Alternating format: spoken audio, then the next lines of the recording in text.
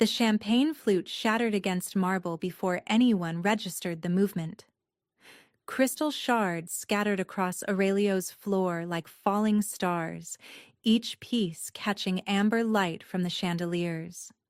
The sound cut through conversation and silverware, turning heads toward the private dining room where Chicago's most dangerous man was losing control of the one thing he couldn't intimidate into submission. Nero's chain snapped taut as the pit bull lunged toward a waiter who'd approached too quickly. 70 pounds of muscle and rage strained against the leather collar, lips peeled back to expose teeth that had tasted violence.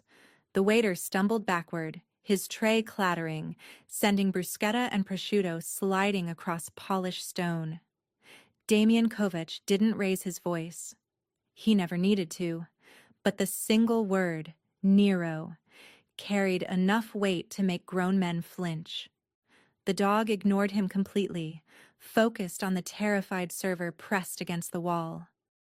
This was the fourth incident in 2 weeks, the third restaurant. The second time, someone had threatened to call animal control before recognizing who owned the beast and reconsidering. "Mr. Kovac, perhaps it would be best if—" The restaurant manager trailed off, his suggestion dying as Damian's dark eyes shifted toward him. "If what?" Damian's voice remained conversational, which made it more threatening than shouting. He stood slowly, his 6-foot frame unfolding with controlled precision. His charcoal suit remained perfect despite the chaos. "If I left? If I had my dog destroyed? Finish your thought." The manager went pale. "No, sir, I only meant perhaps a professional trainer. I've hired 6. Damian moved toward Nero with cautious steps. 2 quit after the first session. 3 lasted a week. The last one is still in physical therapy. He didn't explain what had made Nero this way, didn't mention the scars mapping the dog's brindle coat like suffering made visible. Some stories were written clearly enough without telling. The other diners had stopped pretending to eat, watching with morbid fascination. A woman in red clutched her companion's arm. The pianist had abandoned Chopin mid-measure, hands frozen above keys. Damian reached for Nero's chain, and the dog's growl deepened, a warning that preceded violence by milliseconds. He'd learned to read those signals over 3 months since finding Nero chained in a basement that smelled like blood and fighting rings. He'd killed the men responsible, not quickly, but hadn't been able to kill the memories burned into Nero's mind. "Everyone stay still," he instructed. "Don't move. Don't make eye contact." Nero lunged. Not at the waiter, but at a server approaching from the opposite direction, her focus on balancing dishes and wine glasses, mind probably on tips and rent. She was young, maybe 23, with dark hair pulled into a practical bun and the kind of face people's eyes slid past without registering. The chain went slack as Nero covered the distance in 3 powerful bounds. Damian moved simultaneously, knowing he wouldn't reach the collar in time. The mathematics played out with cruel precision, too far, too fast, and too unaware. Porcelain shattered. The girl's eyes went wide as 70 pounds of rage bore down on her, teeth bared, the sound from Nero's throat between bark and battle cry. The room held its breath, waiting for blood and screaming. But the girl didn't scream. She didn't run or freeze or throw up defensive hands. Instead, she did something so unexpected it stopped Damian mid-stride. She dropped to one knee and lowered her eyes. Not cowering. Something else entirely. A deliberate choice to make herself smaller, less threatening, communicating in a language Nero understood better than words. Nero's charge faltered. His paws scraped marble as momentum transformed from killing lunge to cautious uncertainty. He pulled up short barely 3 feet from where she knelt, his growl shifting from attack to question. The room remained frozen. The girl's head stayed bowed, breathing steady despite nearly having her throat torn out. Her hands rested palm down on her thighs, fingers relaxed, everything communicating calm acceptance rather than fear. Nero circled once, twice, his nose working. The growl faded. His ears lifted incrementally. He moved closer, breath stirring loose strands of her hair. Then, the impossible happened. Her hand lifted, slowly, barely seeming to move. Not reaching toward Nero but offering herself to be investigated. Palm down, wrist exposed in profound vulnerability. She kept her eyes averted, body language non-threatening, breathing that same steady rhythm. Nero sniffed her hand. Once. Twice. His tail lowered fractionally. The tension in his shoulders eased. And then, with gentleness that seemed to belong to a different dog, he pressed his head against her palm. The room exhaled collectively. Damien felt something crack in his chest. Not breaking, but opening, like a rusted door remembering how hinges worked. The girl's fingers curved around Nero's ear, touch light enough to be declined, firm enough to be felt. She whispered something Damien couldn't hear. Nero's entire body softened, the savage animal receding to reveal something young and damaged and desperately lonely. "Who is she?" Damien asked. The manager found his voice. "That's Iris, sir. Iris Bellamy. Been working here about 4 months. Quiet girl. I barely notice her most shifts." Damien couldn't look away from the tableau, his violent dog pressing against this unknown waitress like she was the first safe thing he'd encountered, and the girl accepting his trust with gentleness that seemed to exist outside the harsh reality Damien inhabited. She finally lifted her eyes, not to Damien, but to Nero, making deliberate eye contact now that permission was established. They were storm cloud gray, holding something he recognized from mirrors during dark nights. The exhaustion of surviving things that should have killed you. "It's okay," she murmured. I know. I know what they did. I know why you're afraid. But you're safe now. You don't have to fight anymore." The words hit Damien behind his ribs, in the space where he kept things he refused to acknowledge. She wasn't just talking to the dog. Nero's tail moved. Not quite a wag, but the beginning of something that might remember happiness. He leaned more weight against her hand, eyes half closing in tentative peace. The restaurant staff began moving again, collecting broken dishes and resetting atmosphere. But Damien remained motionless, watching Iris stroke Nero's head with hands that understood exactly where old injuries lived. She stood slowly, movement still deliberate. Nero stayed close, looking up at her with something approaching devotion. When she turned toward Damien, her expression was unreadable. Not afraid, not impressed, just assessing. "He's been abused," she said simply. Not a question. Systematically, for a long time, they used pain to teach him everything is a threat. That attack is the only defense that trust gets you hurt. Damien's jaw tightened. "How do you know that?" Her gray eyes met his directly. "Because I know what it looks like when someone breaks something on purpose, when they take something innocent and teach it to be a weapon by making sure kindness becomes the enemy."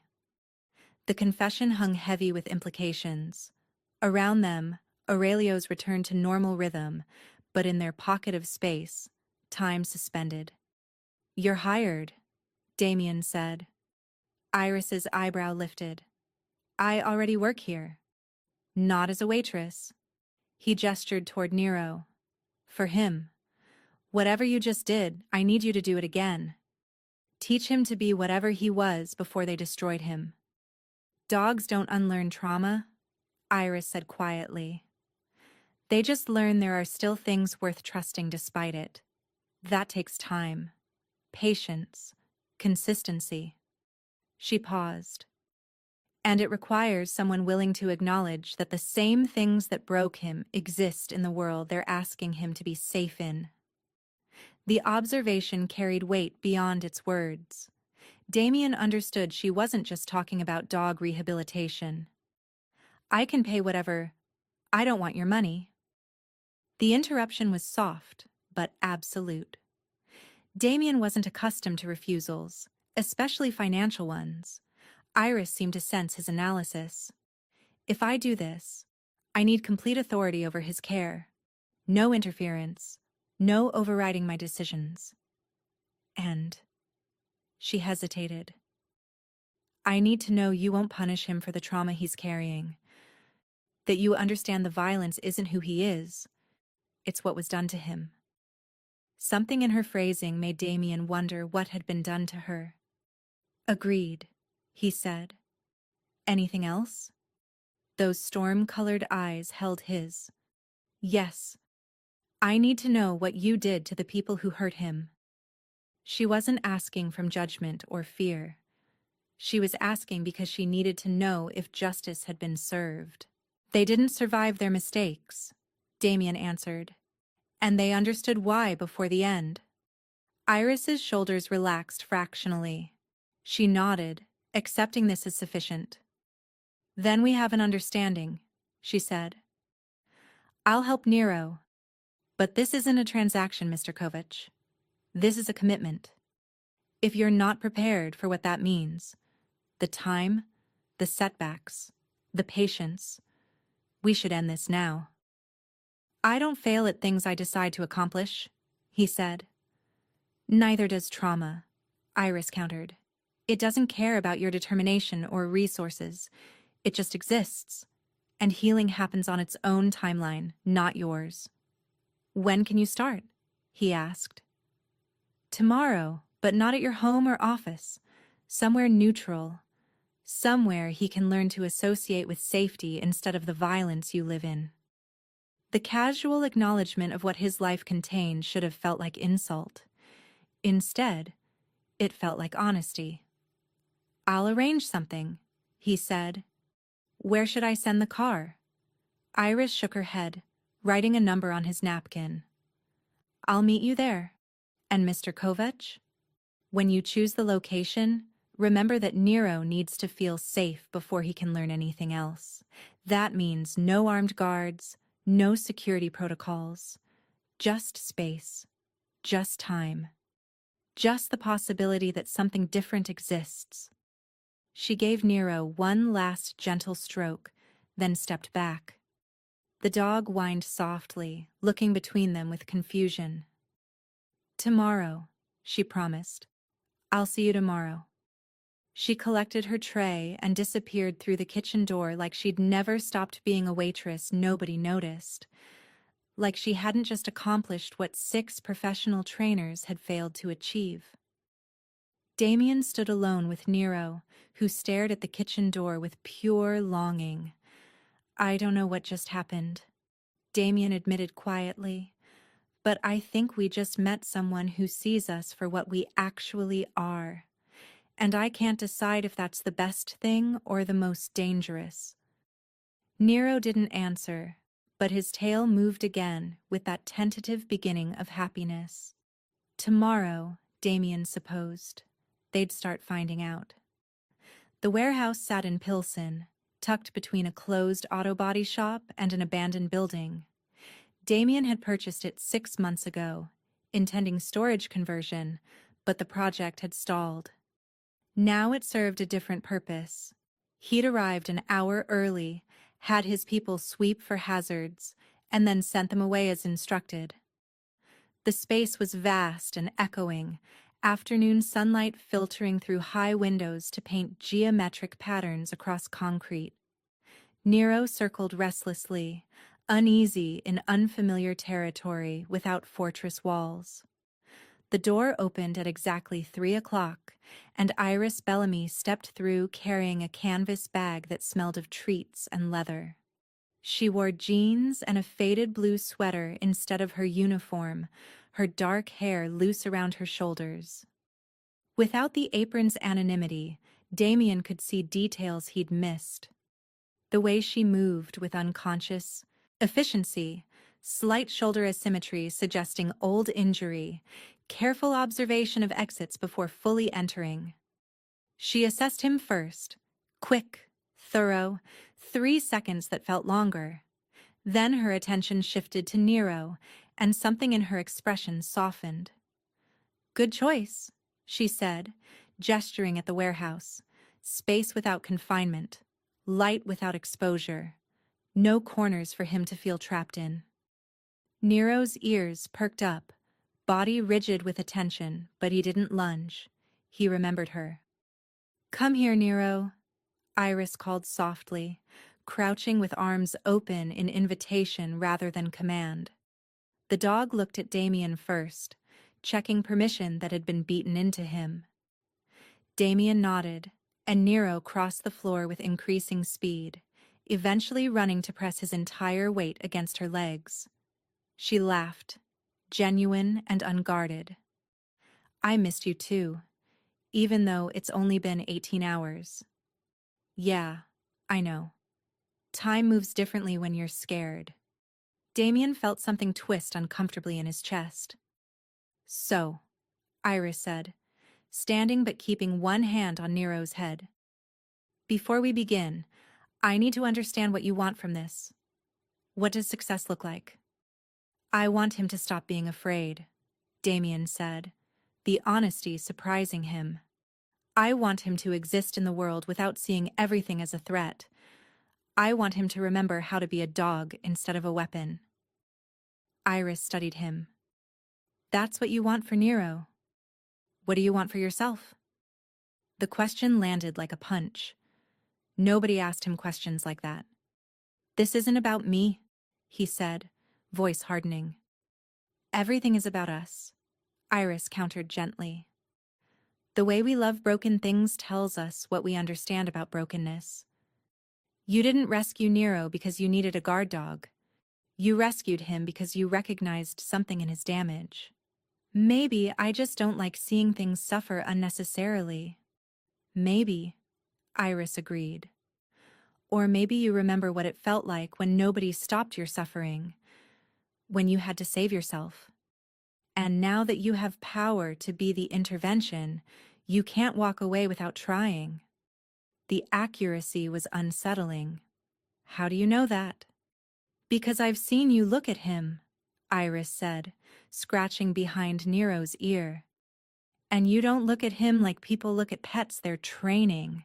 You look at him the way people look at mirrors showing them who they used to be." The silence stretched, filled only by Nero's breathing and distant traffic.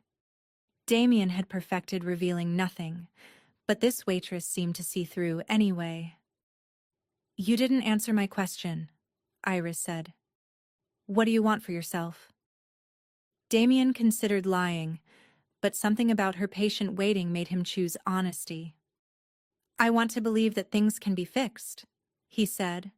"That damage doesn't have to be permanent, that what was broken can learn to be whole again instead of just functioning around the fractures." "That's a much harder goal than just training a dog." "I know. And it might not be possible.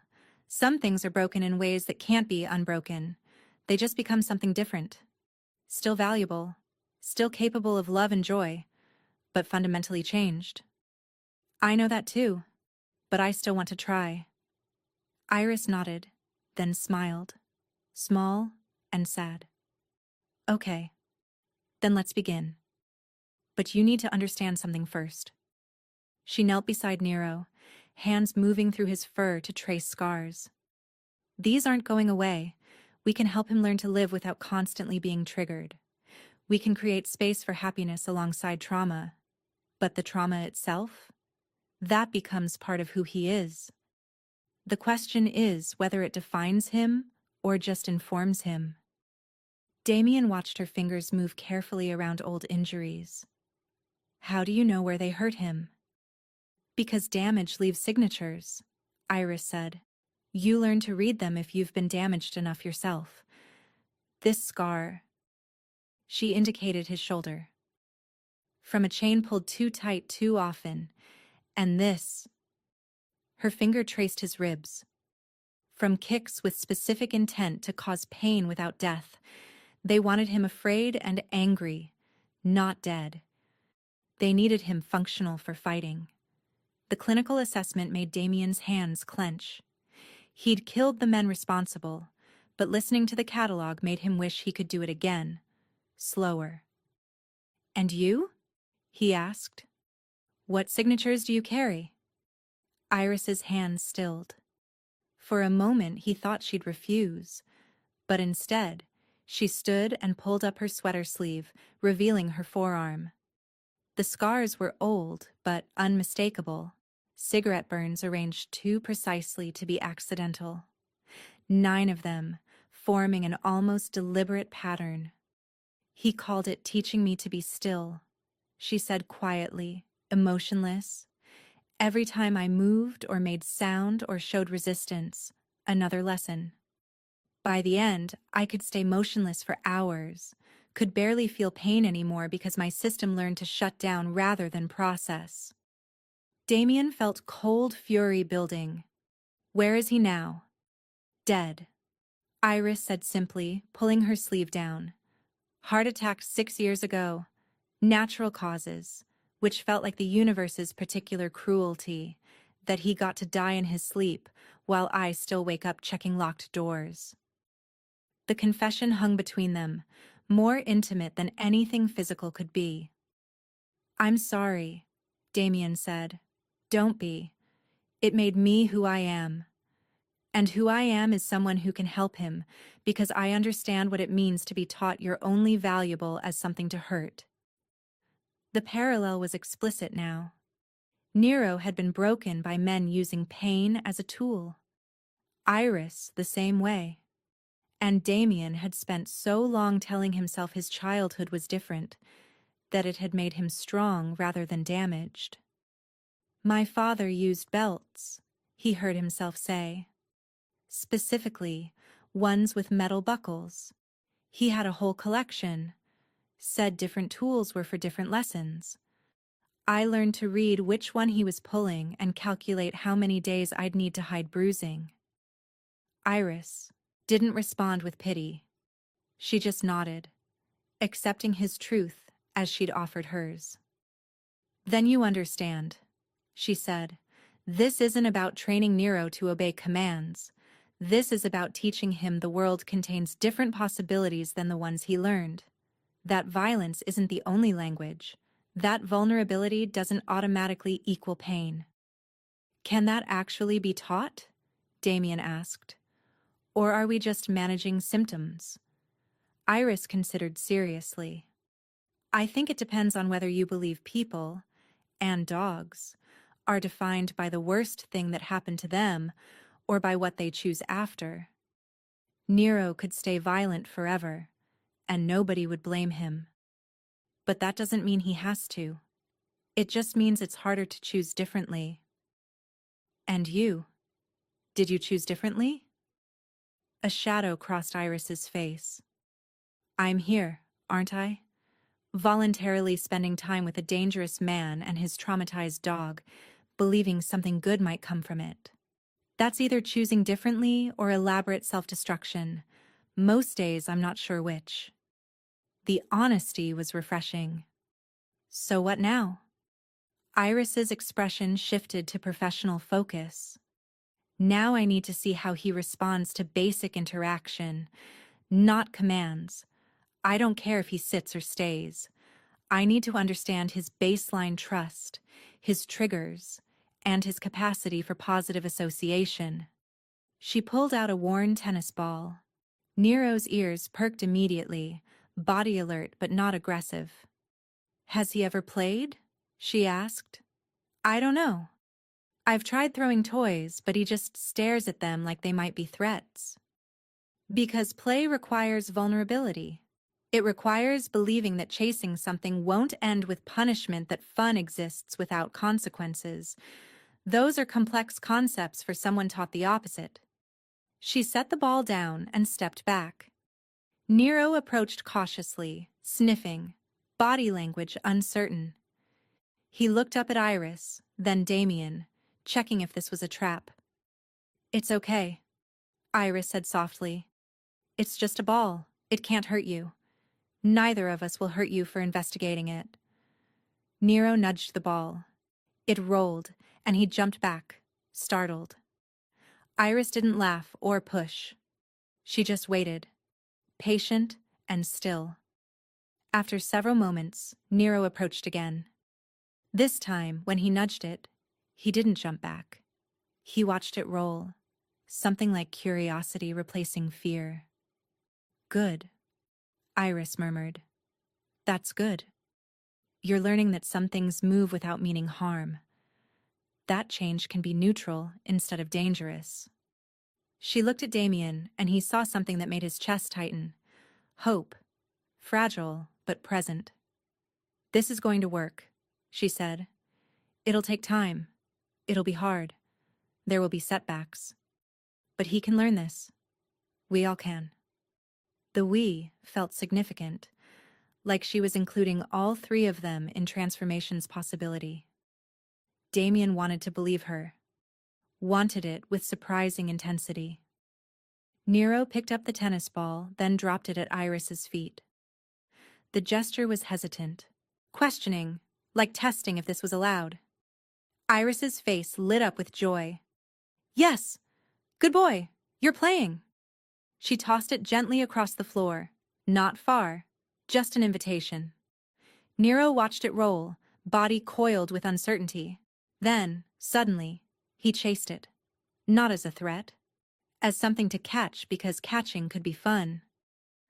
When he brought it back to Iris, his tail was wagging, truly wagging, full, uninhibited movement that spoke of approaching happiness. Damien felt something crack wider in his chest. Iris looked over at him, tears shining though she smiled. "Do you see? Do you see what he's capable of when he feels safe?" Damien did see. And in seeing Nero's transformation, he glimpsed the possibility that maybe the same applied to people. "Teach me," he said, words coming from somewhere deeper than strategy. "Teach me how to create space for that. How to be safe for something that has every reason not to trust safety." Iris studied him, then nodded. "Okay, but fair warning. Learning to be safe for others requires confronting all the ways you're not safe for yourself. All the violence you carry inside. All the ways you've taught yourself that strength means never needing, never softening, and never admitting you're damaged, too." "I know," Damien said, though he didn't. Not in the bone-deep way that would be required, but he was willing to learn. For Nero. For this strange, damaged waitress who saw too much. For the boy he'd been who'd wished someone would notice he needed saving. Maybe even for himself, though that felt like the most dangerous admission of all. 3 weeks became a rhythm. Tuesdays and Thursdays at 3 o'clock, the warehouse transformed from empty industrial space into something closer to sanctuary. Iris arrived with her canvas bag. Damien brought Nero, and for 2 hours they existed separately from the violence their lives otherwise contained. Progress was not linear. On good days, Nero played fetch with increasing enthusiasm, his body communicating joy instead of just absence of terror. He'd learned to take treats gently instead of desperate snatching. He'd even begun sitting close to Damien without the rigid posture suggesting he was prepared to bolt. On bad days, a slammed door would send him spiraling for hours.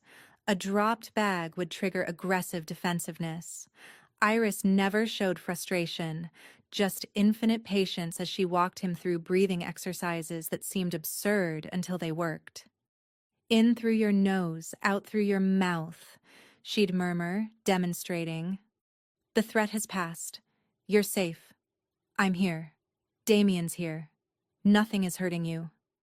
Damien watched with increasing fascination. He'd built an empire on reading people, But Iris operated on different principles. She didn't manipulate or control. She simply witnessed. She let Nero feel what he felt without shortcutting through discomfort. "Why don't you just distract him?" Damien asked during a difficult afternoon when Nero had been pacing for 40 minutes. "Give him treats? Redirect his attention?" Iris shook her head. "Because that teaches him to suppress rather than process.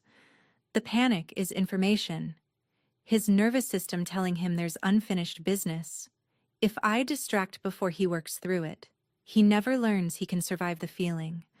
That panic doesn't last forever. That he can regulate himself instead of needing external intervention. That sounds like therapy." "It is therapy. Trauma-informed care works the same for dogs as people. The species doesn't matter." Something in her phrasing made Damien ask, "You've been in therapy. For what happened?" Not a question. Iris glanced at him, assessing, then decided on honesty. 7 years of it. Twice a week at first, then weekly, now monthly maintenance. I learned what happened wasn't my fault, that survival was its own courage, and that I could build a life beyond what he tried to reduce me to. But I also learned that healing isn't forgetting. The scars don't disappear. They just become part of the story, instead of the whole story. Damien thought about his own relationship to the past. He'd never considered therapy. Weakness was something you eliminated, not processed. But watching Iris's competent care, understanding that her capacity came from willingness to examine her own damage, made him reconsider. "Do you think I need therapy?" he asked, more vulnerable than intended. Iris's lips curved slightly. "I think everyone needs therapy, but especially people who've been taught that needing anything makes them vulnerable to exploitation. You've built safety through control and power. Therapy asks you to find safety through vulnerability and connection instead. That's terrifying for people like us." "People like us?" "You keep saying that." "Because we are together. Different details. Same core story. Someone hurt us when we were too small to fight back. We survived by becoming harder, less accessible to pain. And now we're trying to figure out if we can soften without being destroyed. Nero's just the most obvious version of that question." She crouched beside the still pacing dog. Hey, buddy. I know you're scared. I know your body is telling you danger is everywhere. But look around. What do you actually see?" Damien is sitting still. I'm sitting still. Nothing is chasing you. You're safe right now. In this moment. Nero's pacing slowed. His breathing remained elevated, but he was listening. "That's it," Iris encouraged. "You're doing so well. This is the hard work. Staying present when everything in you wants to run or fight. Choosing to trust what you can see over what you're afraid might be true." Gradually, Nero settled. He came to Iris and pressed his head against her shoulder with enough force to make her brace herself. She wrapped her arms around him, letting him lean his full weight. "Good boy," she whispered. "You did it. You worked through it. I'm so proud of you."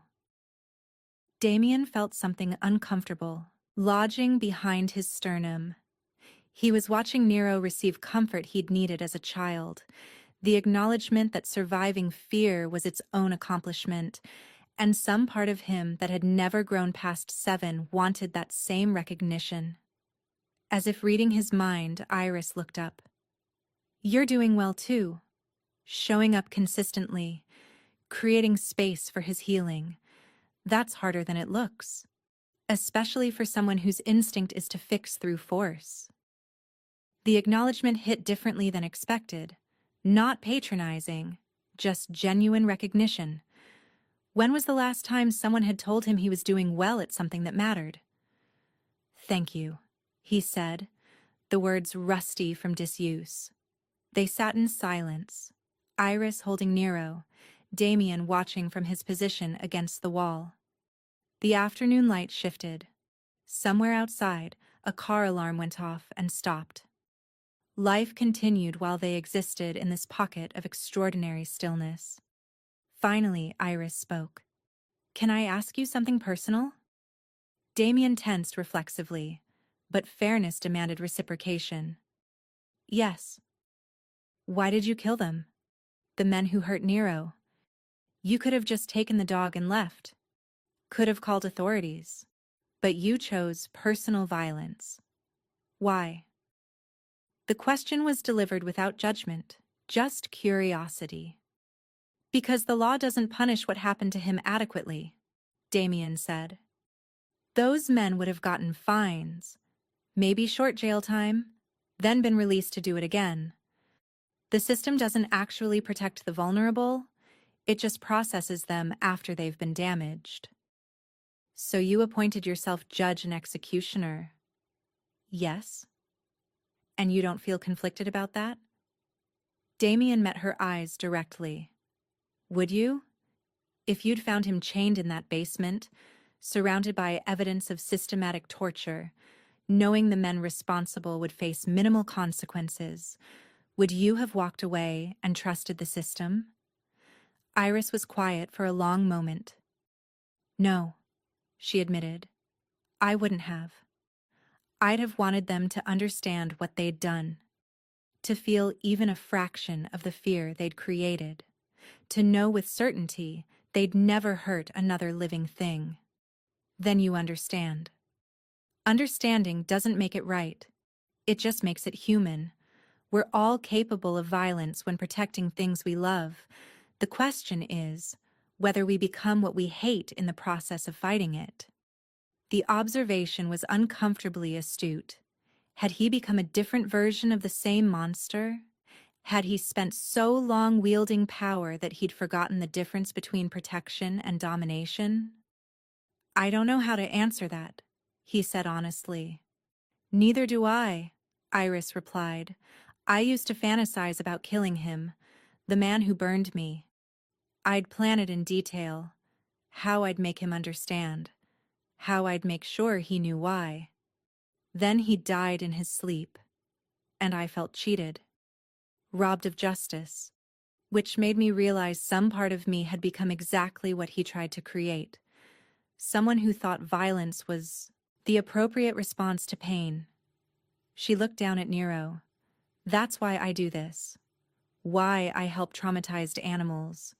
Because they remind me that hurt things can learn to be gentle again if given the right conditions. That violence can be unlearned. That I don't have to stay the person trauma tried to make me." Damien absorbed this, thinking about his own motivations for saving Nero. He'd told himself it was about justice, about preventing further suffering. But was it actually about proving he could still care beyond strategic utility?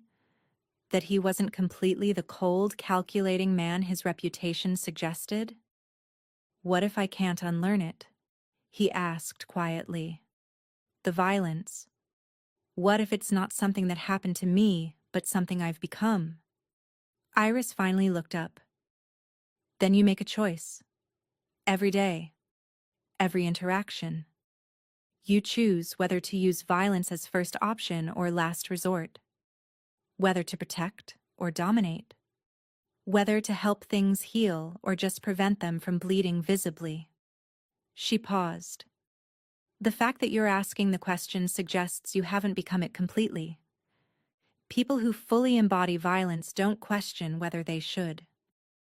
The reassurance was thin, but Damien held onto it anyway. "I want to tell you something," Iris said after more silence, "about why I really agreed to help Nero." Damien waited, sensing significance. "When I saw him that night at the restaurant, when he charged at me and everyone thought he was going to tear my throat out, I wasn't afraid. I should have been. Any rational person would have been. But all I felt was recognition. I looked at him and saw myself at 17, when I'd learned to attack anyone who got too close because closeness had only ever meant pain. I saw the desperation of something hurt so badly it couldn't distinguish between threats and help anymore. Her hand tightened in Nero's fur. And when I knelt down, when I made myself small and vulnerable in front of him, I was offering him something nobody offered me until I was 23 and too damaged to accept it easily. The choice to be gentle instead of violent. The option to trust that vulnerability wouldn't be punished. Did he take it? Damien asked, though he knew. He did. And in taking it, he gave me something too. He reminded me that the first moment of choosing different isn't the hardest.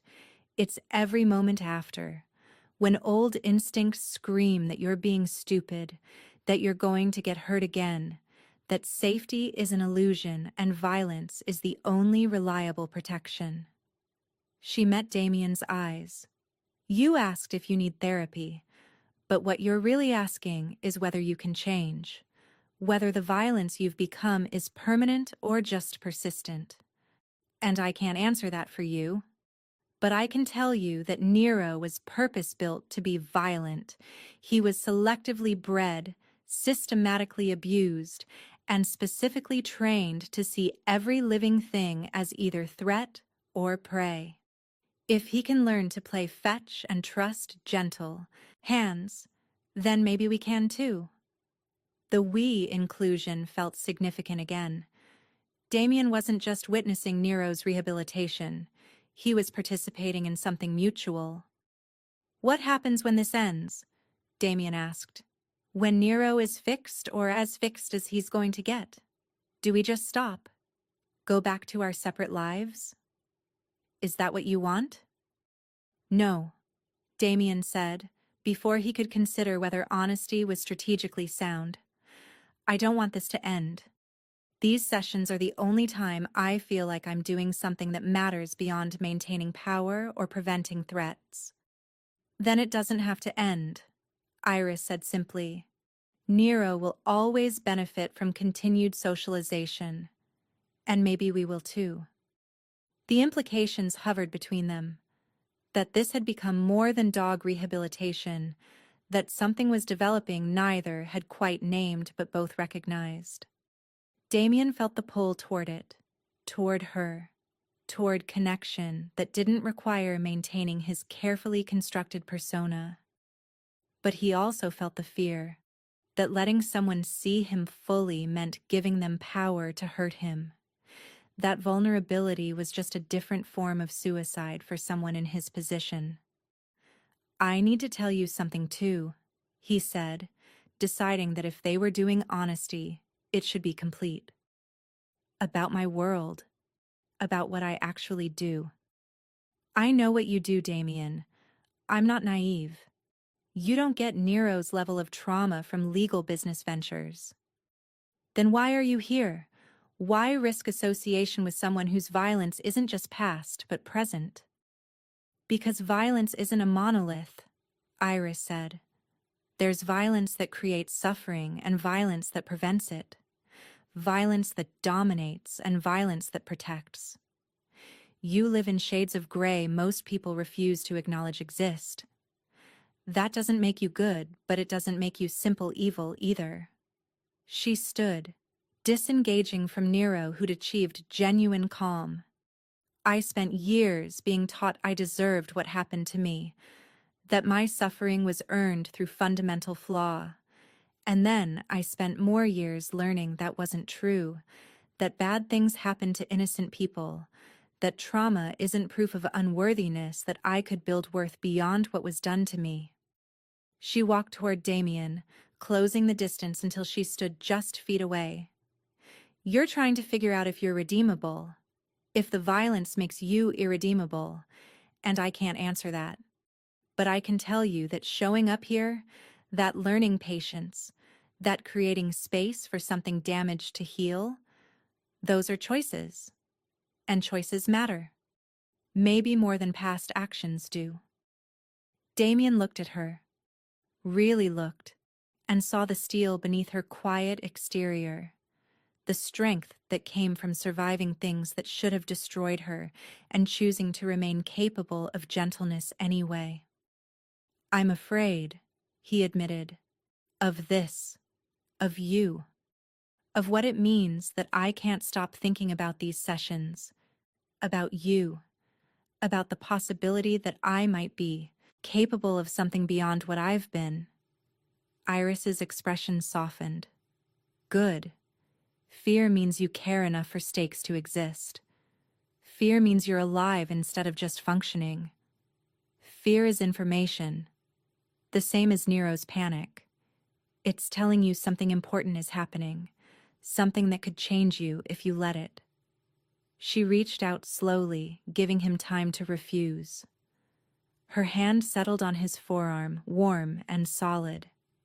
"I'm afraid too," she said quietly, "of trusting someone dangerous, of believing violence can be directed toward good without eventually being directed toward me, of wanting something when wanting has always meant eventual loss.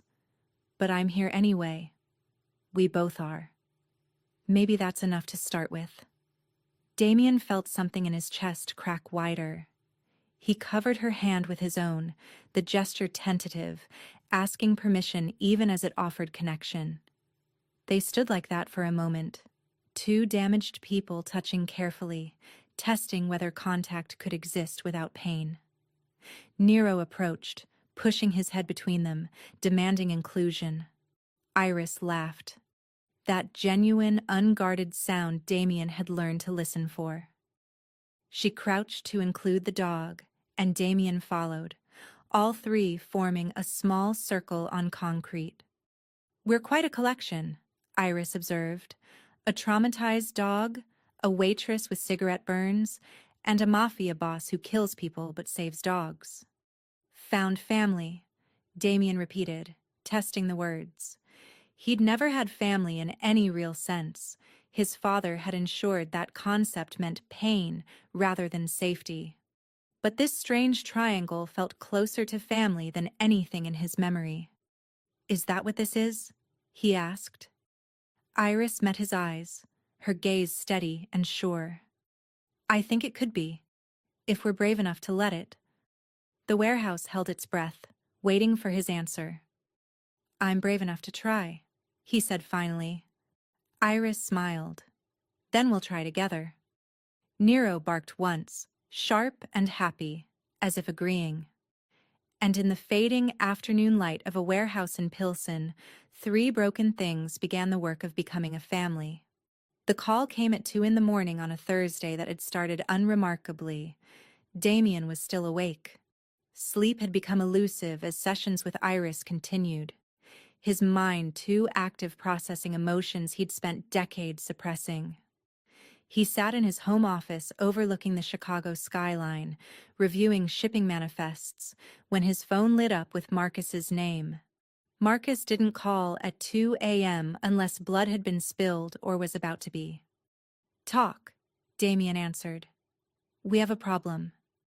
Valentin's crew has been asking questions.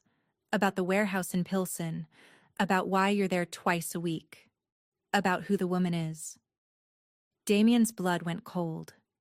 "What kind of questions?" "The dangerous kind. They pulled surveillance footage from the bodega across the street. Got photos. They know she's a waitress from Aurelio's, know her schedule, and know her address." "Damien. They're looking for leverage. Valentin's been testing boundaries since you took North Side territory.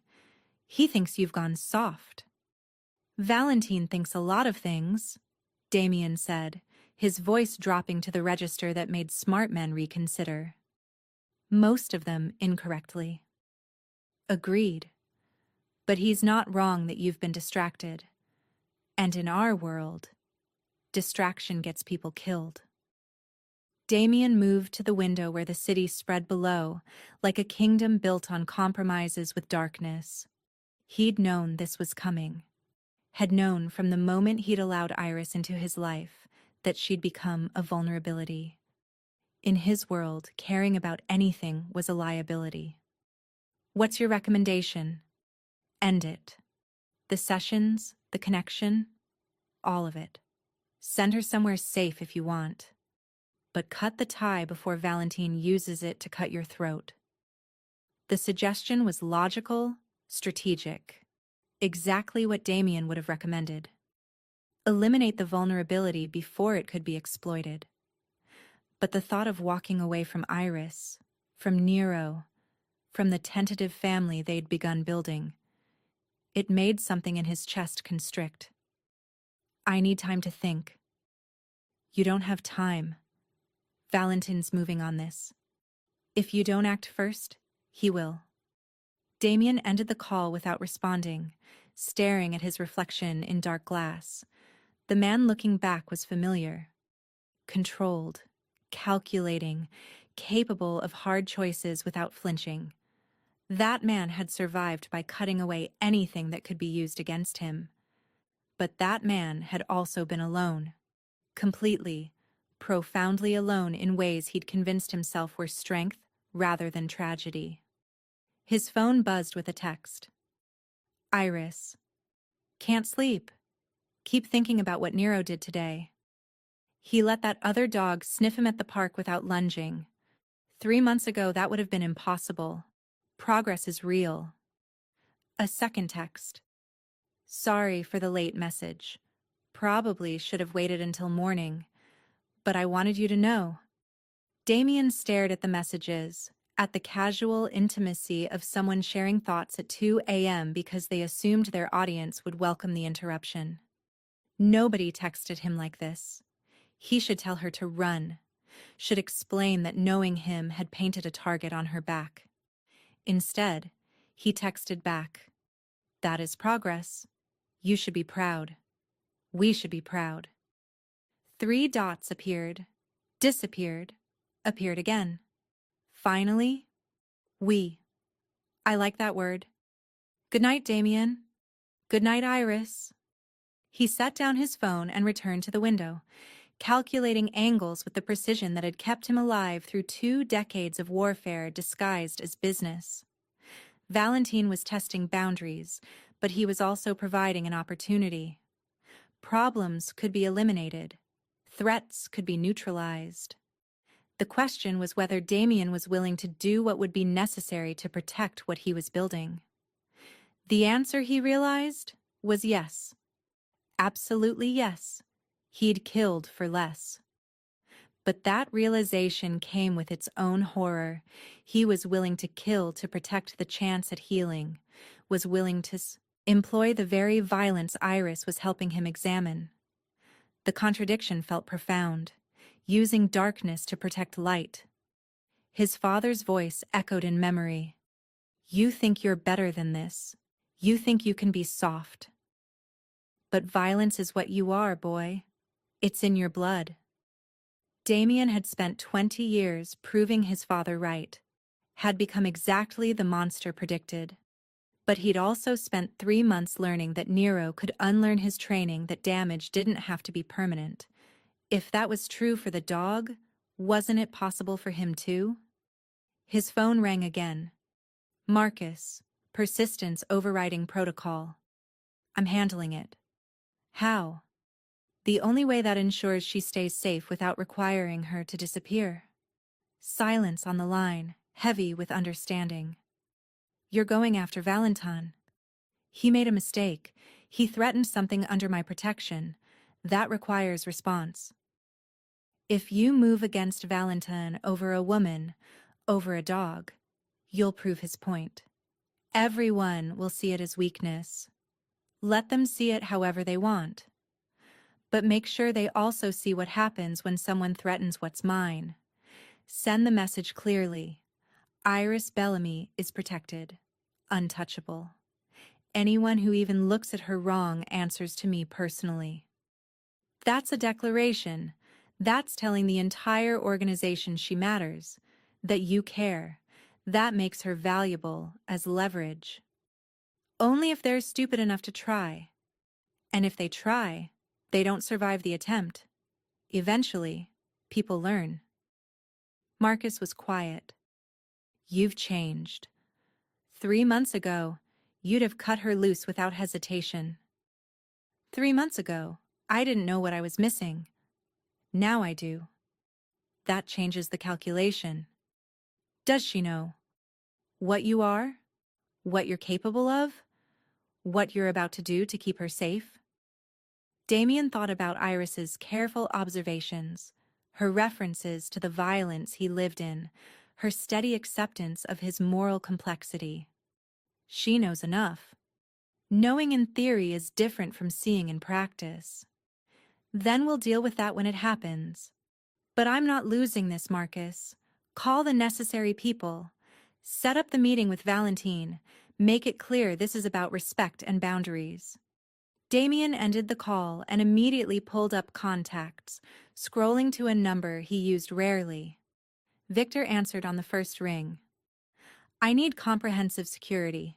Iris Bellamy, waitress at Aurelio's, her apartment, her commute, and every place she goes regularly. I want invisible but absolute coverage. Anyone unusual gets flagged. She doesn't know about the protection unless it becomes necessary. Duration? Indefinite. And Victor? This is personal. You answer to me directly. Understood. I'll have a team in place by sunrise. The arrangements took 2 more hours. By the time Damien finished, dawn was breaking over Lake Michigan, painting the water in shades that reminded him of Iris's smile when Nero accomplished something new. He hadn't slept. Wouldn't sleep now. Instead, he showered and dressed in the clothes that signaled business rather than the casual wear he'd adopted for warehouse sessions. Today required armor. His phone buzzed. Iris. Good morning. Still on for Thursday session? Bringing something special for Nero, the normalcy of it. Her assumption that their schedule would continue unchanged made his chest tighten. She lived in the light, trusted that goodness was sustainable. She didn't know that darkness was gathering. He typed, Wouldn't miss it. See you at 3. The meeting with Valentine was set for 10 a.m. in a neutral location. Damien brought Marcus and 2 others, enough to make a statement without provoking immediate violence. Valentine arrived with his own people, swagger radiating from his too young face. He'd risen quickly through violence and ambition, had carved territory through ruthlessness Damien recognized. But Valentine lacked discipline that separated long survivors from spectacular burnouts. Damien, Valentine greeted, false warmth coding real calculation. Surprised you had time for this. Heard you've been busy. New hobbies. The implication was clear. Damien didn't react. Let's dispense with theater, he said, settling into his chair with controlled ease. You've been asking questions about my schedule, my activities, and people I associate with. That crosses boundaries we established when you took Northside territory. Just maintaining awareness, making sure leadership is focused. Distraction makes everyone vulnerable. My focus is my concern. Your concern is maintaining your territory without overreaching. Valentine's smile didn't reach his eyes. Everything involves me when it creates organizational vulnerability. You spending time with civilians, getting attached, that's everyone's problem. Careful, Damien said quietly, the single word carrying enough threat to make one of Valentine's men shift. You're approaching a line you don't want to cross. Or what? Valentine leaned forward, his youth making him stupid enough to challenge directly. You'll start a war over a waitress? Prove my point that you've lost your edge? The question hung in the air. Damien let the silence stretch, let everyone feel the weight of what was about to happen. You've made a fundamental miscalculation, he said finally, voice conversational but carrying absolute certainty. You've confused my evolution for weakness, confused choosing different for inability to choose violence. But here's what you don't understand. I'm more dangerous now than I was when fear was my only tool. Because now I have something to protect. And things I care about become absolutely untouchable. He leaned forward, meeting Valentine's eyes with the full force of 20 years wielding power through controlled brutality. Iris Bellamy is under my protection. The dog is under my protection. The warehouse in Pilsen is under my protection. Anyone who approaches any of those things without explicit permission answers to me personally. And when I say personally, I mean you won't disappear cleanly. You won't get the mercy of quick. You'll understand exactly why crossing me was the last mistake you made. Valentine's face had gone pale. Too late, he was realizing he'd misread the situation. This is your one warning, Damien continued. The only one you'll receive. Walk away. Forget the questions. Erase the surveillance. And pray I'm feeling generous enough to forgive the disrespect instead of making an example. He stood, Marcus and his men rising with him. We're done here. Choose wisely, Valentine. Your next move determines whether you have a future. Damien was halfway to the door when Valentine's voice called out, sharp with desperation. She makes you weak, Damien. Eventually someone will... Damien turned, his movement so sudden that Valentine's guards reached for weapons they didn't quite draw. She makes me mortal, he corrected. Makes me remember I'm human instead of just functional.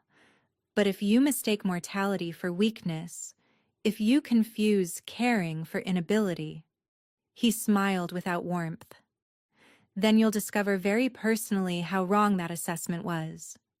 He left without waiting for response. That was a declaration, Marcus said once they were outside. It needed to be. He'll either back down or escalate, no middle ground now. I know. They reached the car. The morning sun was bright, the city moving through ordinary rhythms. Somewhere in that ordinary chaos, Iris was probably getting ready for her shift, completely unaware that her existence had just reshaped territory agreements. If he escalates, Marcus said quietly. If he goes after her, then he dies, Damien finished, publicly, painfully. And everyone understands that touching what's mine has consequences that exceed strategic calculation. Marcus nodded, accepting the inevitability. The team's in place. She's covered. Good. Damien checked his watch. 4 hours until the warehouse session. 4 hours to contain the violence he'd just set in motion. His phone buzzed. Victor. Subject secured. Apartment monitored. Daily routes covered. She had a tail this morning, neutralized without contact.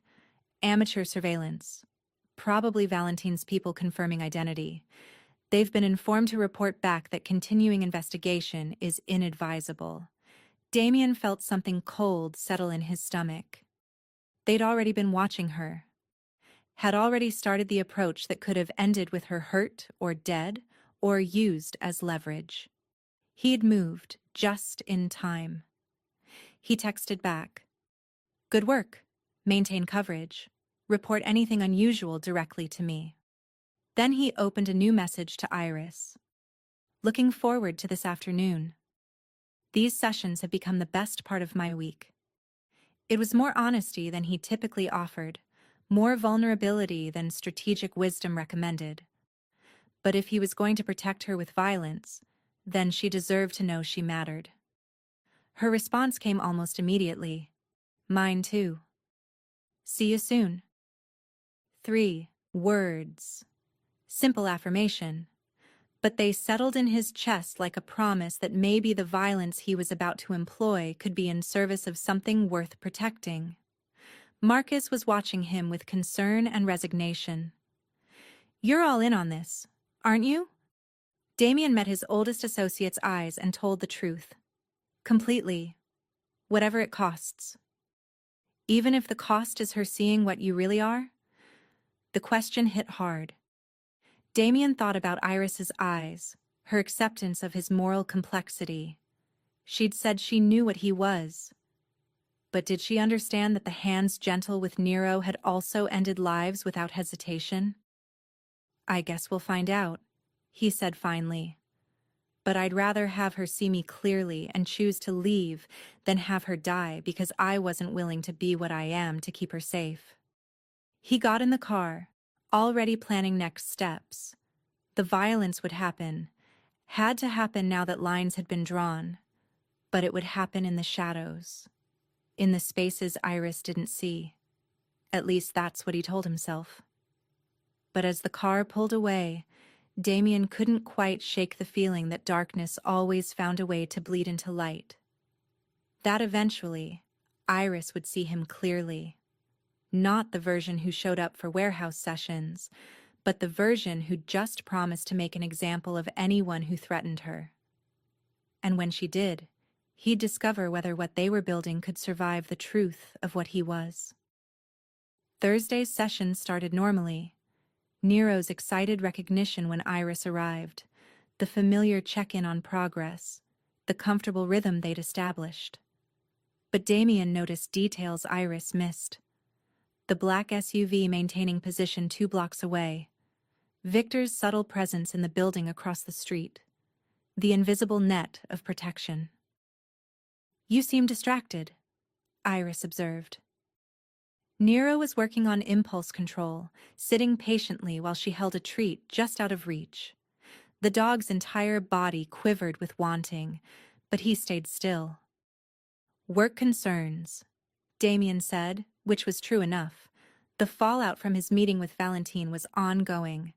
Territory readjustments, alliance recalculations, the careful maneuvering required when you'd effectively declared someone under your personal protection. Iris set down the treat bag and gave Nero his reward, then turned her full attention to Damien. "Want to talk about it?" He almost said no, his default response to personal questions about business. But something about the way she asked made him reconsider. "Someone threatened something important to me," he said carefully. "I had to respond in a way that ensured it wouldn't happen again." "The business kind of threat, or the personal kind?" "Both." Iris absorbed this. "And the response? Was it the kind that requires me to not ask details?" "Probably." She nodded, accepting the boundary without pushing. "Well, I hope the important thing stays safe." "It will," Damien said with absolute certainty. "I made sure of it." They continued the session, working through exercises designed to build Nero's confidence in uncertain situations. Iris had brought unfamiliar objects, a cardboard box, an umbrella, a metal bowl, systematically exposing him while rewarding calm investigation. "The world is full of new things," she explained to Nero, "and new doesn't always mean dangerous. Sometimes it's just different. You can be curious instead of scared." Damien watched the dog approach the umbrella with cautious interest, sniffing before deciding it wasn't a threat. 3 months ago, anything unfamiliar would have triggered aggressive defensiveness.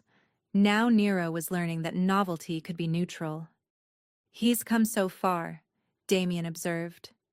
"We all have," Iris corrected, glancing at him meaningfully. "This whole process has been about all 3 of us learning to exist differently than we were taught."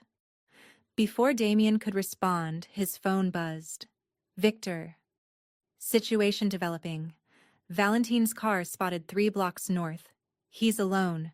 Appears to be making a statement by proximity. No immediate threat, but inadvisable to ignore." Damien's jaw tightened. The arrogance of it. Valentine showing up near the warehouse, demonstrating that he knew where to find them. It was a power play, a testing of boundaries. "I need to step outside for a minute," Damien said, already moving. "Everything okay?" Iris asked, concern creeping in. "It will be. Stay here with Nero. I'll be right back." He exited into afternoon sunlight that felt too bright for the darkness he was about to engage with. Victor materialized from shadow, expression professionally neutral. He's circling the block, trying to get your attention without directly confronting. Where exactly? Victor pointed to an intersection 2 blocks north. Just past that corner. He'll loop back in approximately 3 minutes if he maintains current pattern. Damien calculated angles. Valentine showing up here was a message.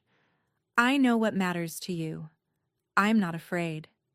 It needed response. Something proportional, but unmistakable. When he loops back, Damien instructed, intercept him. Polite, but firm. Explain that his presence in this neighborhood is noticed and unwelcome. That coincidental proximity is still proximity, and proximity is a problem I'll address with increasing severity. You want him stopped or just warned? Warned, for now, but make sure the warning includes specific details. What happens if he ignores it? How thoroughly I've thought through consequences. Victor nodded and moved off with efficient purpose. Damien remained outside, his attention split between the street where Valentine would soon be intercepted and the warehouse where Iris continued working with Nero, completely unaware. This was the contradiction he lived in now, creating space for healing while employing the darkness that healing was supposed to transcend, using violence to protect vulnerability. It felt hypocritical in ways he couldn't quite resolve. Movement at the corner. Valentine's car rolling through, slowing as if the driver wanted to be noticed. Victor stepped into the street with the confidence of someone who knew exactly how dangerous he was, forcing the vehicle to stop. The window came down, and even from this distance, Damien could see Valentine's expression shift from arrogance to uncertainty as Victor leaned in. The conversation lasted less than a minute. Victor stepped back. The car remained motionless for 3 heartbeats before finally pulling away with deliberate slowness that was supposed to look like choice rather than retreat. Victor returned. He received the message. Not happy about it, but he understood. Said he was just driving through. I explained that driving through this specific neighborhood requires explicit permission you haven't granted. He asked what happens if he doesn't ask permission. I told him. And?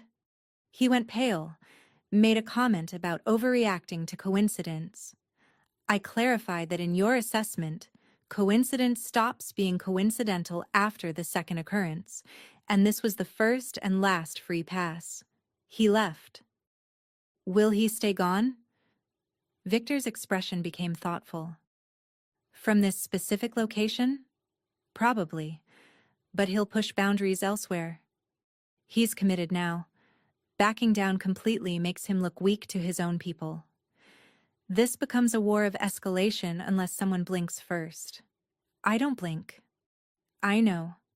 Question is whether he's smart enough to figure that out before forcing you to prove it. Damien checked the time. He'd been outside for 8 minutes, long enough for Iris to notice his absence. Maintain surveillance. Document everything. If Valentine or his people come within 5 blocks of this warehouse, I want to know immediately. If they approach Iris's apartment or Aurelio's, I want to know before they arrive. Already in place? She doesn't know she's being followed? No. And I'd like to keep it that way as long as possible. Victor's expression suggested he thought that timeline was optimistic, but he nodded and disappeared back into position. Damien re-entered the warehouse to find Iris sitting cross-legged on the floor with Nero sprawled across her lap, completely relaxed. She looked up as he approached. Work call? She asked. Something like that. Must have been important. You look like you were ready to kill someone when you walked out that door. The observation was too accurate. Damien settled on the floor across from her. How do you do it? He asked. Switch between the person who works at the restaurant and the person who's here? How do you separate those worlds? I don't, Iris said simply. They're the same world. Same me. I'm just lucky that my damage manifests in ways that make me good at reading trauma in others instead of ways that make me dangerous. You think I'm dangerous. I know you're dangerous, but dangerous isn't the same as evil. You're capable of violence. That's obvious. The question is whether you control the violence or it controls you. Damien thought about Valentine's car, about Victor delivering threats, about the protection network he'd deployed without Iris's knowledge. Was that control, or just better disguised chaos? What if the answer is both? He asked quietly. What if I use violence deliberately, strategically, but it's still using me? Iris was quiet, her hand moving through Nero's fur. Then you're human. Humans are contradictions. We're capable of profound gentleness and terrible cruelty, often in the same breath. The violence shapes you, yes, but so does this. She gestured around, showing up, learning patience, creating space for healing. Both are true simultaneously. Doesn't that make me a hypocrite? Maybe. Or maybe it makes you someone who understands that the world isn't simple. That protection requires strength, and strength sometimes requires violence. The question isn't whether you're capable of darkness. We all are. The question is what you're using it for. Damien wanted to tell her then. Wanted to confess that he'd threatened to torture someone for asking questions about her. That armed guards were maintaining invisible perimeter, that he'd drawn lines in blood to keep her safe without asking if she wanted that protection. But the words stuck in his throat. I need to tell you something, he started, then stopped. Iris waited, patient and still. Someone asked questions about you, he said carefully, about why I come here, what these sessions mean, whether you make me vulnerable. I responded in ways that ensure those questions won't be asked again. Violently? Threateningly, with the implicit promise of violence if boundaries continue to be crossed. Iris absorbed this. Because they asked about me, or because asking represented disrespect to you? The question was more complicated than it appeared. Both. The disrespect matters in my world, shows weakness if I tolerate it, but mostly because the idea of anything happening to you, of you being hurt because of association with me, is intolerable. I'd burn down everything I've built before I'd allow that. That's intense. I know. Probably unhealthy from an attachment perspective. Probably. And definitely possessive in ways that most therapists would flag. Almost certainly. She was quiet for a long moment. I should be scared of that. Of the intensity, the possessiveness, the willingness to employ violence to keep me safe. All the warning signs say this is dangerous territory. You should be, Damien agreed. This is dangerous territory. I am dangerous territory. Getting involved with me means accepting that I'll respond to threats in ways most people would consider extreme. But I'm not most people, Iris said softly. I'm someone who knows what it's like when nobody protects you. When you're vulnerable and alone and hoping someone will notice you need saving. So when you tell me you've drawn lines around me that you've made me untouchable, through threat of violence. She paused. Part of me knows I should run, but a larger part feels safer than I've felt in years. The confession landed with weight neither could quite lift. This changes things, Iris continued. Knowing that your world has noticed me, that I've become a variable in equations I don't fully understand. That staying in your life means accepting protection I didn't ask for, and danger I didn't invite. It does. I need to think about whether I can live with that, Iris said. Not just for me, but for Nero. This space was supposed to be separate from violence. If that darkness is bleeding in. She trailed off. Damien felt something crack in his chest. I understand. Do you? Because I'm not running because you're dangerous. I'm considering running because I don't know if I can watch you become more of what you are in order to protect me from consequences of what you are.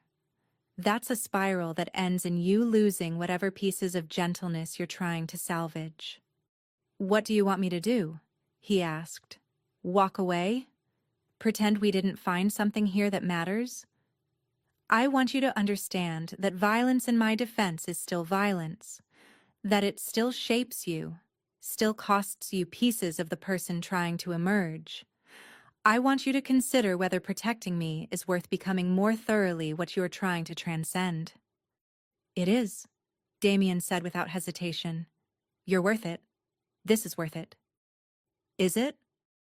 Or am I just another thing you're trying to control? The question hit hard. Was that what this was? Control disguised as protection? I don't know, he admitted.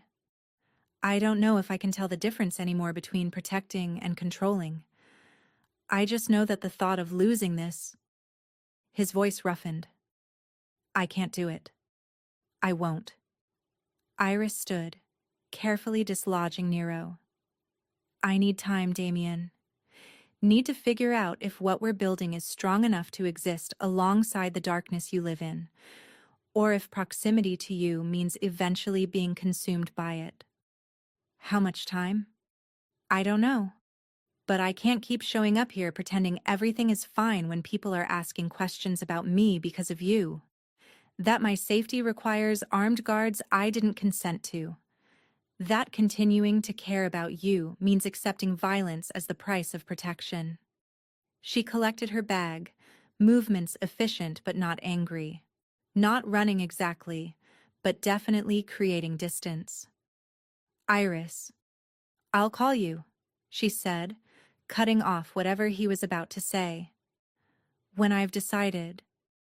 But please, don't follow me. Don't have your people watch my apartment. Don't try to protect me from choices I'm capable of making for myself. Just give me space to think. She left before he could promise or protest. Nero whined, confused by her departure, looking up at Damien as if he might explain. I don't know, Damien told the dog. I don't know if she's coming back. He pulled out his phone, texting Victor. Pull all surveillance. From her apartment and routes. She wants space. Give it to her. Victor's response. That's tactically inadvisable. She's vulnerable without coverage. I know. But she asked. And her autonomy matters more than my need to control the situation. A long pause, then. Understood. Teams withdrawn. But I'm maintaining distant surveillance on Valentine. If he approaches her, you need to know. Agreed. Damien sat in the empty warehouse with Nero. 3 months of progress. 3 months of learning that healing was possible. 3 months of building something that felt like family. And he'd potentially destroyed it by being exactly what he'd always been. Someone who responded to threats with overwhelming force. The irony wasn't lost on him. He'd tried to protect what they were building, but in protecting it through violence, he'd proven Iris's point, that the darkness always bled through. Nero pressed against his leg, offering comfort he'd learned to both receive and provide. Damien's hand moved automatically to the dog's head, finding familiar scars. Maybe that was the lesson. Maybe damage was permanent, but it didn't have to be definitive. Maybe you carried darkness while reaching toward light. Or maybe he was just rationalizing. His phone stayed silent. No message from Iris. No resolution. Just space. But he'd learned something in 3 months of watching Nero heal. That growth required letting go of control, trusting that good things could survive without being forced. So he sat as shadows lengthened, a dangerous man and a traumatized dog, both learning that sometimes the hardest thing was waiting to discover if what you'd built was strong enough to withstand truth. 5 days passed in silence that felt heavier than any conversation. Damien maintained distance as requested, withdrawing surveillance, resisting every instinct. The restraint required felt like its own form of violence, internal, constant, and sharp. Nero noticed the absence. He'd pace the warehouse on session days, looking for Iris with expectation that slowly transformed into confusion, and then something that looked like mourning. Damien brought him anyway, maintaining the schedule even without her presence. "She's thinking," he told the dog during Thursday's solo session. "Figuring out if we're worth the complications. I can't blame her for that calculus." Nero tilted his head, questioning. He'd learned to trust, and trust had resulted in Iris becoming essential. Now she was gone, and no amount of explanation could help the dog understand why safe things sometimes disappeared. The restaurant call came on day 6, just after midnight. Damien answered before the first ring completed. "Damien." Iris's voice was tight, controlled but carrying an undercurrent that made his entire body go alert. "I need you to come to Aurelio's. Back entrance. Don't bring anyone else." "What happened?" "Just come. Please." The line went dead.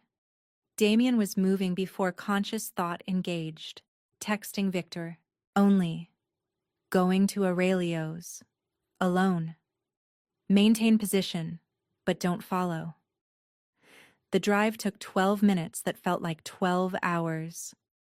Damien pushed every limit, his mind calculating terrible possibilities.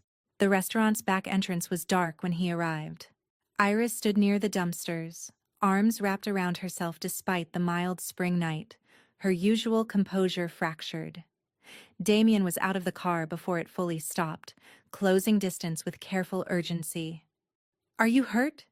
Did someone—" "I'm fine," Iris interrupted, but her voice said otherwise. "Nobody hurt me. Nobody even approached. But I saw him. Valentine. He was here tonight, at the restaurant, eating dinner like it was normal, like he wasn't making a statement." Damien felt fury ignite. He'd warned Valentine explicitly. This was deliberate boundary violation. "Did he approach you?" "No. He didn't even look at me directly. But he was there, Damien. At my workplace. In my space. And I knew. I knew he was there because of you. Because I matter to you. Because my existence has somehow become a piece on a board I never agreed to play on." She was shaking now. Damien wanted to pull her close, but the space between them felt like a boundary he didn't have permission to cross. "I'm sorry," he said. "I pulled surveillance, gave you the space you asked for, but that created an opening he exploited. I should have anticipated." "That's exactly the problem," Iris interrupted. "You're apologizing for giving me autonomy, for respecting my request, because in your world, my safety requires constant management, constant vigilance, constant control. And maybe you're right. Maybe association with you means forfeiting the right to move through the world normally. Maybe this is just what loving someone like you costs." "Loving." Damien repeated the word carefully. "You said loving." Iris laughed, the sound sharp and slightly hysterical. "Of course I did, because I'm an idiot who fell for a dangerous man while trying to rehabilitate a dangerous dog, and now I can't tell if what we're building is healing or just elaborate mutual destruction." She pressed her palms against her eyes. "He sat there eating pasta, Damien, smiling at the servers, leaving a generous tip, being perfectly pleasant while knowing I'd recognize the threat. And I couldn't do anything. Couldn't confront him. Couldn't call the police.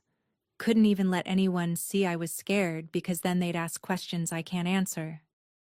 "What do you want me to do?" Damien asked quietly. Give me instructions. That's just it. You can't fix it.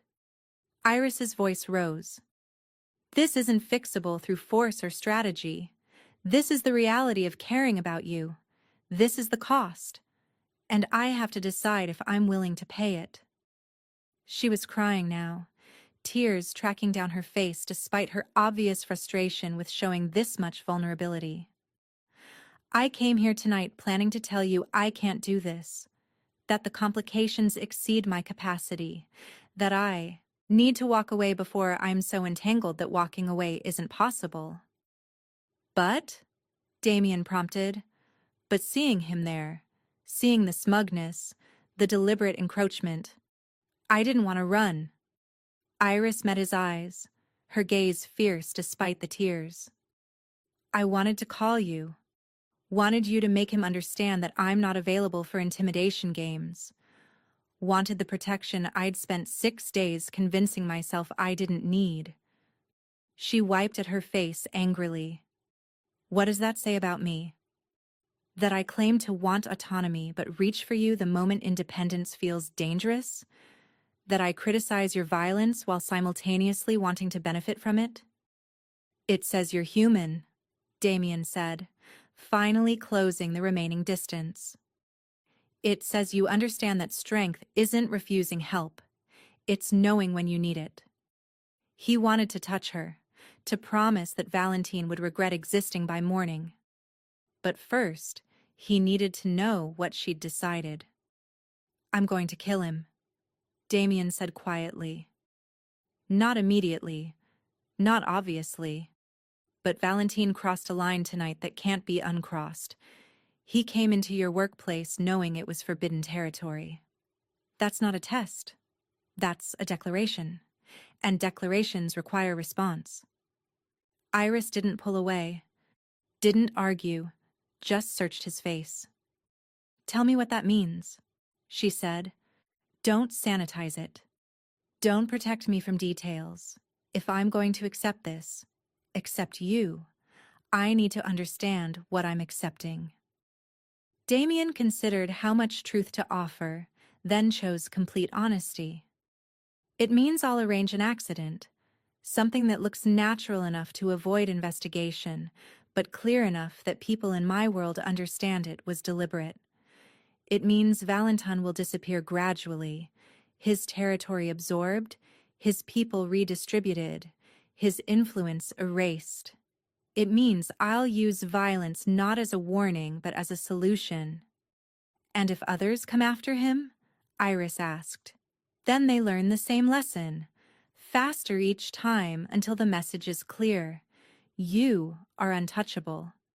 Not because I claim you as property, but because harming you brings consequences so severe they exceed any possible strategic benefit.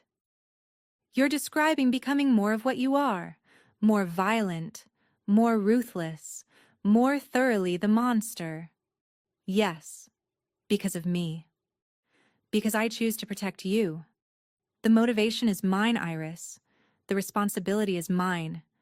You don't carry that weight. Don't I? She pulled back slightly. If I accept this, if I come back, if I choose you, knowing what you'll do, aren't I complicit? Aren't I saying my comfort matters more than human life?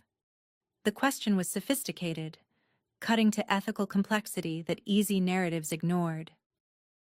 Yes, he said simply. You would be complicit. Not legally. You're not ordering or participating. But morally, philosophically, you'd be accepting that your safety is purchased through violence performed on your behalf. That's the reality. That's what choosing me actually means. Iris was quiet for a long time, her mind clearly working through implications. I need you to understand something, Iris said finally. I'm not naive. I'm not some innocent who wandered into your life without understanding what you are. I knew from that first night that you were dangerous, that your world operated by different rules. That proximity to you meant accepting violence as standard operating procedure. She met his eyes directly. But there's a difference between knowing intellectually and experiencing viscerally. Between understandings you're capable of killing and watching you choose to kill. And I need to know. I need you to be completely honest with me. Are you doing this because it's necessary or because it's easy? Because violence is the only tool you trust, or because this specific situation genuinely requires this specific response? Damien thought about Valentine's calculated appearance, about how withdrawal of protection had been interpreted as weakness, about the escalation pattern if Valentine wasn't stopped. Both, he admitted. Violence is my most developed skill. It's the tool I trust because I've perfected its use. But this situation also genuinely requires permanent solution. Valentine won't stop testing, won't accept that you're off limits, will continue escalating until either he succeeds in using you as leverage or I demonstrate that trying has fatal consequences. So killing him is strategic necessity wrapped in personal preference for violence as problem-solving. Yes. She nodded slowly. Okay, then do it. But I have conditions. Damien waited, willing to agree to almost anything. First, I don't want details. I don't want to know when or how or where. I just want him gone and to never think about it again. She held up a hand. Second, this doesn't become pattern. You don't get to kill everyone who makes me uncomfortable. There has to be proportionality. Agreed. Third, Iris's voice softened. You have to promise me you're still trying, still working toward being something other than just violence. That protecting me doesn't mean abandoning the possibility of healing we've been building, that you can hold both, being dangerous when necessary and gentle when possible. I promise, Damien said, meaning it completely. Iris, these past 6 days without you, without the sessions, without watching Nero's progress, without the possibility of building something different, they've been worse than anything Valentine could threaten. I'll do what's necessary to protect you, but I won't become only that. I can't. You've shown me I'm capable of more. Iris stepped closer, finally allowing proximity. Her hand came up to rest against his chest, palm flat over his heart. Then prove it, she said quietly. Kill Valentine because it's necessary. Make me safe because you can't tolerate alternatives. But then come back to the warehouse, come back to Nero, come back to me, and show me that the hands that end. Lives can still be gentle with damaged things trying to heal. Damien covered her hand with his. I can do that. Can you? Can you really separate them? Be the monster when required and the man when possible without the roles bleeding together? I don't know, but I'm willing to try. For you. For what we're building. For the possibility that maybe I can be both without being consumed by either. Iris studied his face, then leaned forward and pressed her forehead against his chest. I'm terrified, she whispered. Of you. Of this. Of choosing to love someone who'll kill to keep me safe. But I'm more terrified of walking away and wondering forever if we could have been something extraordinary if I'd just been brave enough to try. Damien wrapped his arms around her, holding her with careful intensity. We can be extraordinary, complicated, probably dysfunctional, but real, honest, built on actual understanding instead of comfortable illusions. They stood like that for several minutes, two damaged people holding each other in an alley, having just negotiated the terms of murder and love in the same conversation. When they separated, Iris's eyes were clearer, composure returning. I should get home. Late shift tomorrow. I'll follow you. Make sure you get there safely. Damien. Non-negotiable. You asked for autonomy, not for me to pretend threats don't exist. I can give you space without being stupid about security. Iris considered arguing, then apparently decided to pick her battles. Fine, but distance following. I don't want to see the car. Deal. She walked to her vehicle, then paused. Damien, when Valentine is handled, when this specific threat is resolved, we need to have a longer conversation about what this relationship actually is, what it means, where it's going. I know. And you need to consider whether you're ready for that conversation, whether you can commit to something real without letting your need for control destroy what we're building. I'm ready, Damien said. Or I will be. I'll do whatever work is necessary. Iris smiled, small and sad. Then I'll see you Thursday. Regular session. Bring Nero. We have more healing to do. She drove away, and Damien followed at exactly the distance requested. Victor's car appeared 2 blocks behind. When Iris safely entered her building, Damien didn't leave immediately. He sat watching her windows light up, thinking about the conversation they'd just had, about the conditional acceptance she'd offered, about the man she believed he could become. Then he pulled out his phone and texted a single word to Marcus. Proceed. The response came immediately. Target? Valentine. Make it look natural. No connection to us. Timeline. 1 week maximum. Understood. Damien set down the phone and started the drive home, his mind already compartmentalizing. One part calculating logistics, another part thinking about Thursday's session, about Nero's continued progress, about proving to Iris that he could be both dangerous and healing without contradiction destroying him. His phone buzzed. Iris.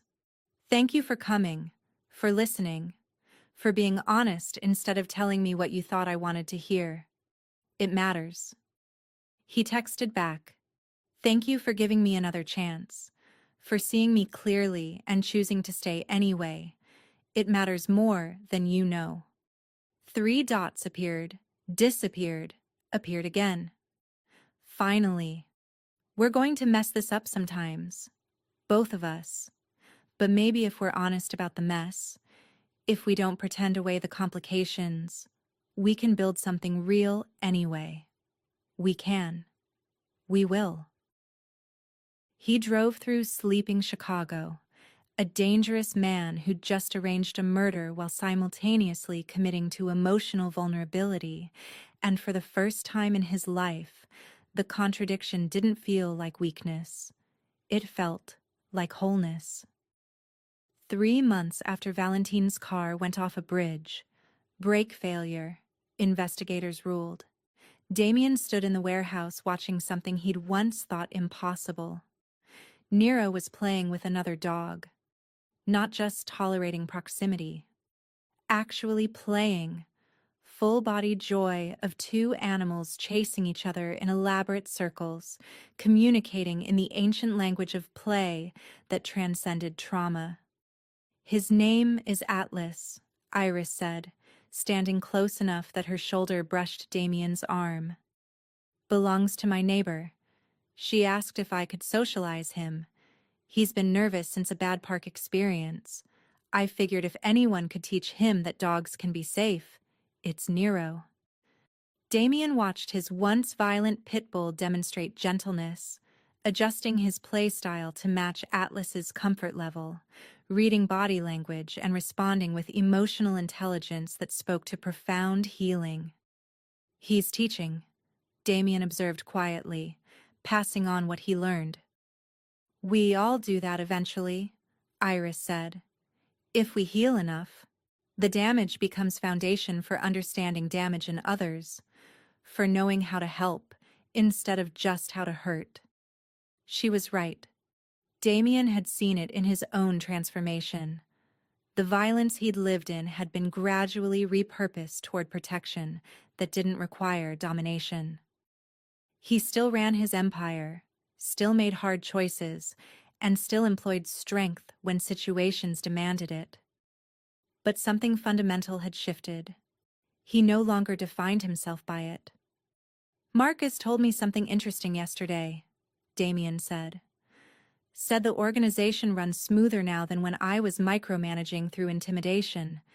Said people are more loyal when protected rather than just controlled. Turns out fear isn't the most effective long-term strategy, Iris said with gentle teasing. You knew.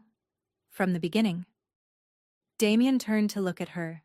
Not careful assessment, but open observation of someone who'd earned the right to see and be seen.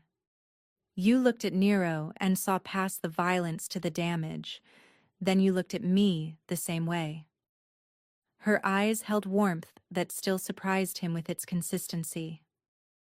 I saw 2 survivors pretending to be monsters because monsters don't get hurt. But you were never really monsters? Just scared things that learned to bite first. Damien thought about the boy he'd been, hiding in closets, promising himself he'd become strong enough that fear would be something he caused rather than felt. He'd kept that promise, had built strength through violence, but he'd also learned that strength had other expressions. That power could protect without crushing. That being dangerous and being safe weren't contradictions. I have something for you, Iris said, reaching into her bag. She pulled out a frame containing a photograph Damien didn't remember being taken. The image showed all 3 of them. Damien sitting cross-legged, Nero sprawled across his lap, Iris beside them with her hand on the dog's head. All 3 were smiling, genuine expressions of contentment the camera had captured. When did you take this? Damien asked, studying the photograph with something close to wonder. 2 weeks ago. You were distracted teaching Nero a new command. Didn't even notice. Iris smiled. I wanted evidence that this was real. That 3 broken things actually managed to become something whole together.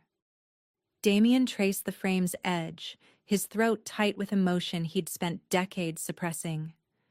We did, didn't we? Become something whole. We're becoming, Iris corrected gently. Healing isn't a destination, it's a practice we commit to daily. She was right about that too. The past 6 months hadn't been smooth progression. There had been setbacks. Days when Nero's old fears surfaced, when Damien defaulted to control because vulnerability felt too dangerous, when Iris withdrew into protective isolation because intimacy still sometimes felt like trap rather than gift. But they'd learned to navigate those setbacks together. To recognize patterns, communicate needs, offer patience instead of judgment. My therapist says I've made remarkable progress, Iris continued, settling onto the floor where they could watch the dogs play. Damien joined her, their bodies naturally arranging into comfortable proximity. Says that being in a relationship with someone actively working on himself instead of demanding I accept him as is has been transformative for my ability to trust. You're in therapy. I'm in therapy. We're both in therapy. Sometimes I think the only one of us with healthy coping mechanisms is the dog who was literally bred for violence. Iris laughed. The full, unguarded sound Damien had learned to listen for as confirmation she felt safe. Nero's been in therapy too, just a different kind. But yes, we're quite the collection of recovering trauma survivors. Her hand found his, fingers interlacing with easy familiarity. 6 months of Thursday sessions had expanded into dinner most evenings, then weekends. Then the comfortable assumption of shared time that spoke to relationship rather than just regular meetings. They hadn't defined it explicitly, both too wary of labels carrying expectations they weren't sure they could meet. But the photograph told the truth. They were family. Chosen, complicated, built on honest acknowledgement of mutual damage, but family nonetheless. I love you, Damien said, the words emerging without careful calculation. I don't know if I'm saying it right. don't know if what I feel matches what other people mean. But when I imagine my life without you in it, without these sessions, without Nero, it feels wrong, incomplete, like I'd be going back to existing instead of living. Iris was quiet, her thumb moving across his knuckles. I love you too, she said finally, even though you're dangerous, even though loving you means accepting violence as part of the package, even though some part of me still waits for the other shoe to drop. What if I am the monster? Damien asked. What if this is just elaborate rationalization? Then you're a monster who shows up every Thursday without fail, Iris said. A monster who learned patience instead of just dominance. A monster who'd rather build something good than just prevent something bad. And if that's what monsters are capable of when they choose to be, then maybe the word doesn't mean what we thought it did. She leaned her head against his shoulder. Besides, I'm not exactly innocent either. I chose you, knowing what you are, knowing what you do. That makes me complicit. We're both morally compromised, but we're compromised together, which somehow feels less lonely. Nero bounded over, Atlas following with enthusiastic clumsiness. Both animals collapsed in a heap at their feet, panting and happy and completely unconcerned with complex ethical discussions. They don't care about our moral ambiguity, Damien observed. That's all any of us really want, Iris said. Someone who shows up, who stays when things get complicated, who doesn't run when they see the damage underneath. She sat up, turning to face him directly. Damien, I need to ask you something, and I need you to answer honestly, not strategically. His chest tightened reflexively, but he nodded, committing.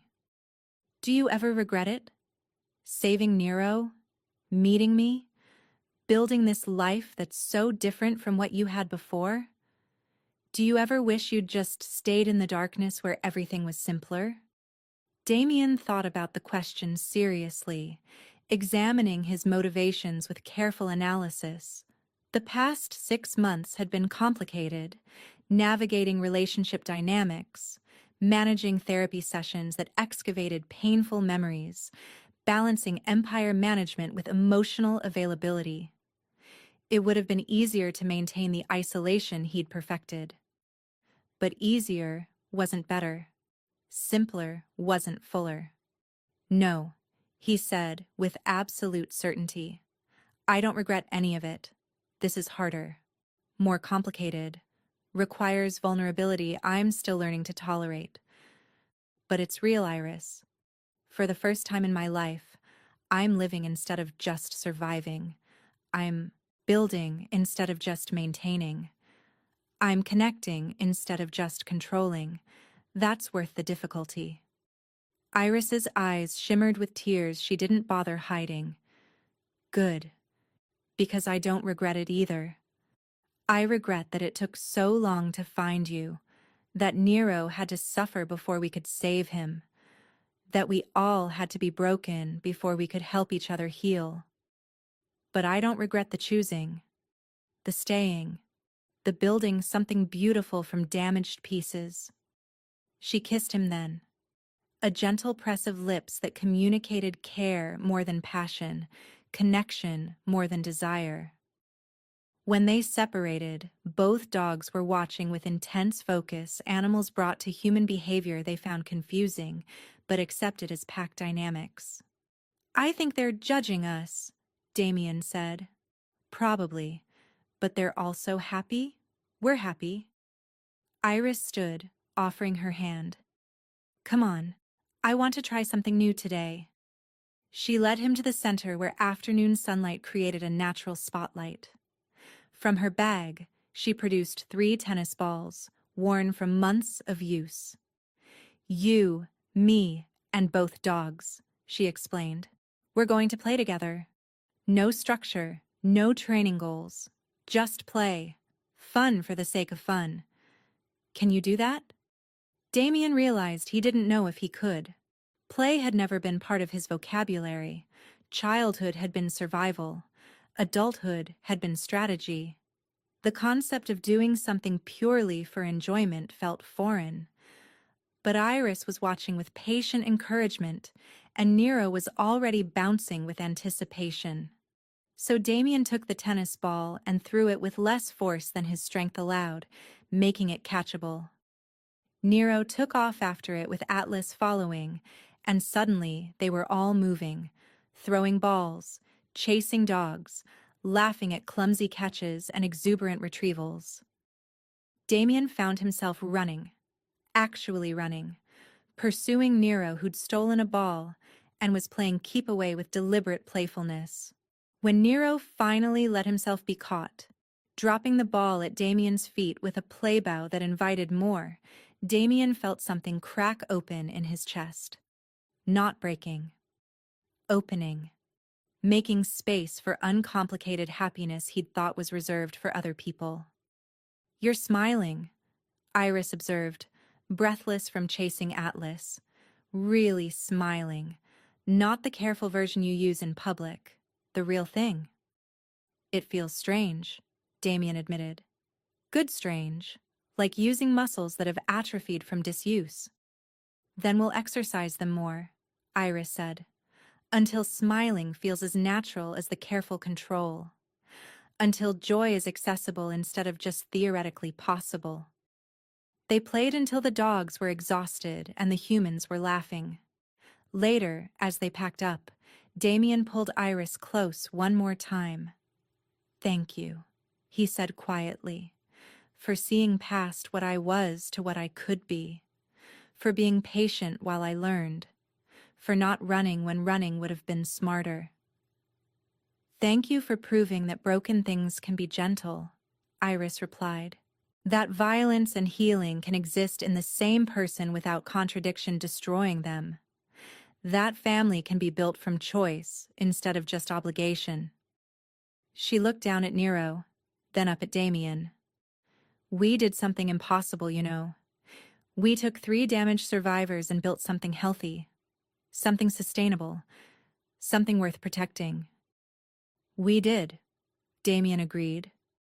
"And we'll keep doing it. Every Thursday. Every day. For as long as it takes, and then longer." As they walked out into golden afternoon light, Nero between them and Atlas following on his leash, Damien thought about how far they'd come. From that first chaotic night when a violent dog had charged a quiet waitress and somehow found safety instead of fear.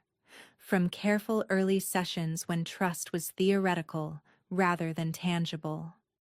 From the complications of discovering that protection required darkness, but darkness didn't have to define everything.